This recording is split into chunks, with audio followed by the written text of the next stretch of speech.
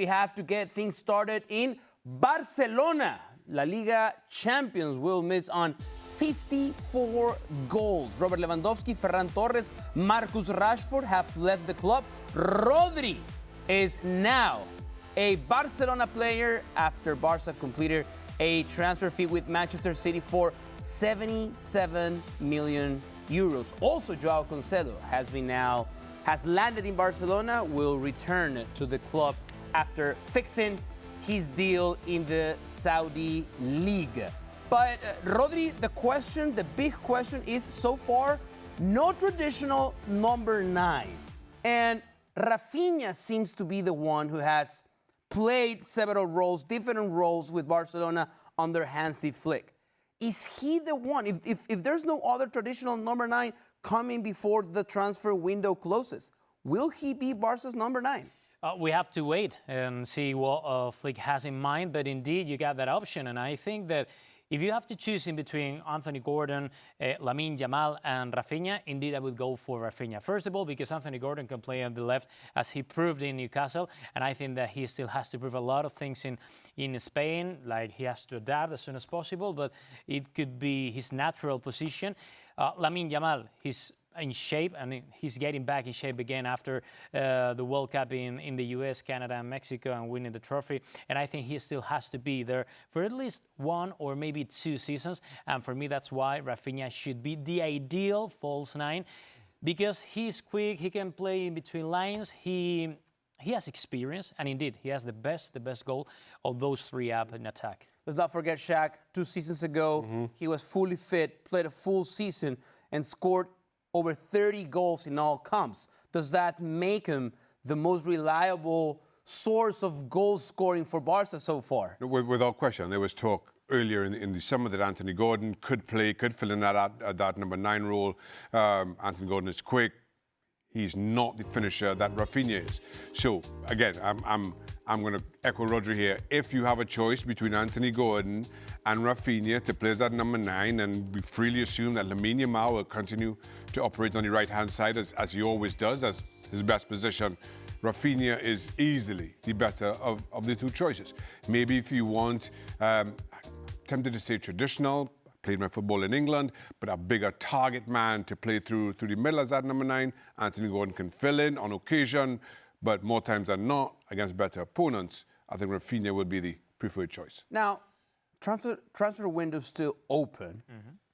Barcelona, they now have made serious business for Anthony Gordon, for Adeyemi, and now obviously Rodri. Is there still space available? Is there still some budget available for Barcelona to find a proper number 9? Because it seems like the Julian Alvarez option is no longer on the table for Barca. When you talk to Barca, they say, no, we are still going to try. One last try with Julian Alvarez. And I looked to them like this, like, are you serious? Everybody's doing that face. Everybody, like, for real? How are you going to do it? Yeah, I mean, the thing is that they tell you that they got budget enough. But for me, this is like a game. It looks like they have unlimited budget to sign whoever. But the thing is that they have to face Atletico Madrid, and Atletico Madrid doesn't really want to sell Julian Alvarez, and not even to Barcelona, because they would be reinforcing a direct rival for any Spanish trophies. So I think it's going to be almost impossible. I'm not going to say this is impossible, but 99% impossible for Barcelona. First of all, because I think this is going to be really expensive if there is any last chance, because we remember that Atletico Madrid rejected a Real Madrid offer around 150 million euros. And I find this really hard to equal for Barcelona. So for me, it's almost done this. And the thing is that, this morning I again call Atletico Madrid, and they again and again are saying the same message. No, he's not in sale, and we're not going to sell into Barcelona. It even feels like it's not a matter of money, it's a matter of respect. And which I fully agree with. Atletico Madrid, well, yes, for all intents and purposes, they're the 3rd largest club in Spanish football. They want to be seen differently. Whether they see themselves differently or not, they want to be seen differently. And at the very least, they want to be respected as that, and do not want to be seen to be bullied over players for whatever reason it may be. So again, I'm agreeing with Roger here. This is not about money. We could question Barcelona's ability to pull even more levers this summer.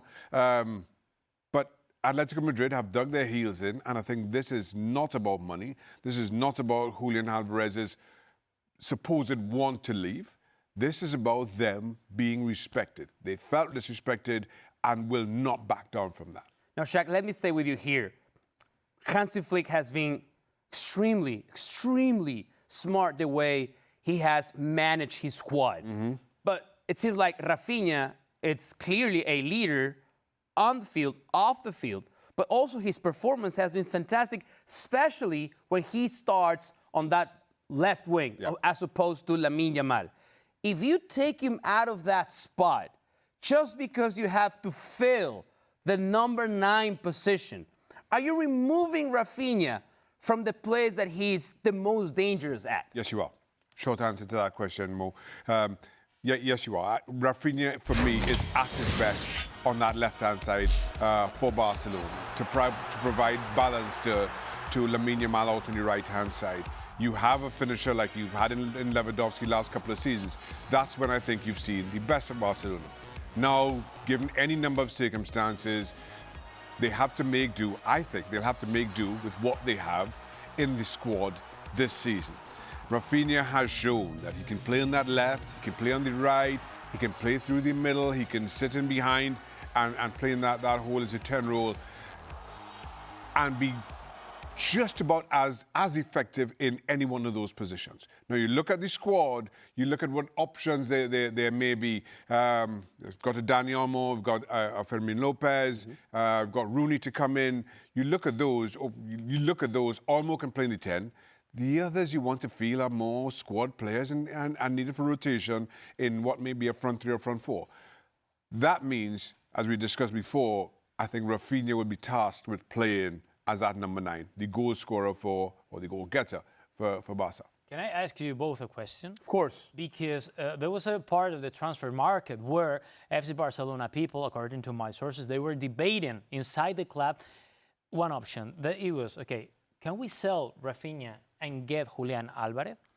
And that was an interesting debate inside Barcelona because they were thinking about this that Shaka was just saying, which I find it really interesting. But at the same time, they were saying like, yeah, who's going to be better for us now to win the Champions League trophy, which is now the main target for Barcelona, Julian Alvarez or Raphinha? Production on the field could be equal. But I go back to what Raphinha means to that dressing room. Yeah. His leadership skills.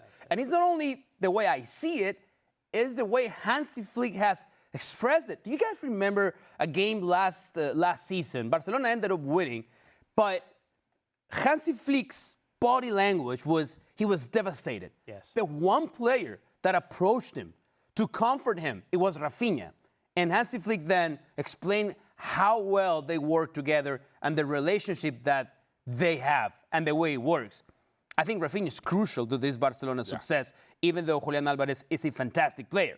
Now, the other option, because a lot of people see a parallel between Lionel Messi's career trajectory and Lamine Yamal's. Messi also started on the right wing and then transitioned to a false 9 spot where he became world-class, historic. Is it too soon to ask Lamine Yamal to go and change positions and start playing on a different role? Because from what we hear from our insiders is that he really wants to do that. He really wants to become that false 9 for Barcelona. I'd say yes. I in that, leave Lamine Yamal where he is, out on that right-hand side where he continues to be effective. I think as he grows in the game, as he starts, his understanding gets better, his kind of maturity and impact in the team gets better, he will start to drift inside naturally, as Lionel Messi did. And then you realize, okay, now we have to figure out how we kind of plug those gaps that Lamine Yamal leaves when he drifts in from that side. I'm not moving Lamine Yamal right now. Yeah. He'll move himself. We'll figure out as a team how we adapt to suit. The one final thing I said about this, Rodri, let's see if you agree, is the best club in the world right now, PSG. They don't play with a set number 9. No. It's very fluid. Spain, the world champions.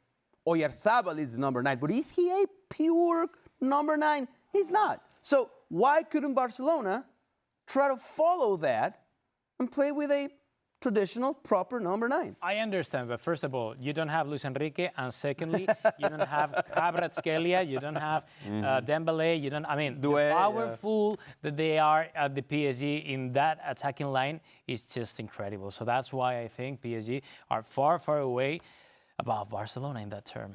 I also think that the two, international football and Ligue 1 for PSG are shorter tournament formats. In that, international football, 8 games and you win a World Cup, PSG are going to win the league. They barely play their starters in the league, in all honesty.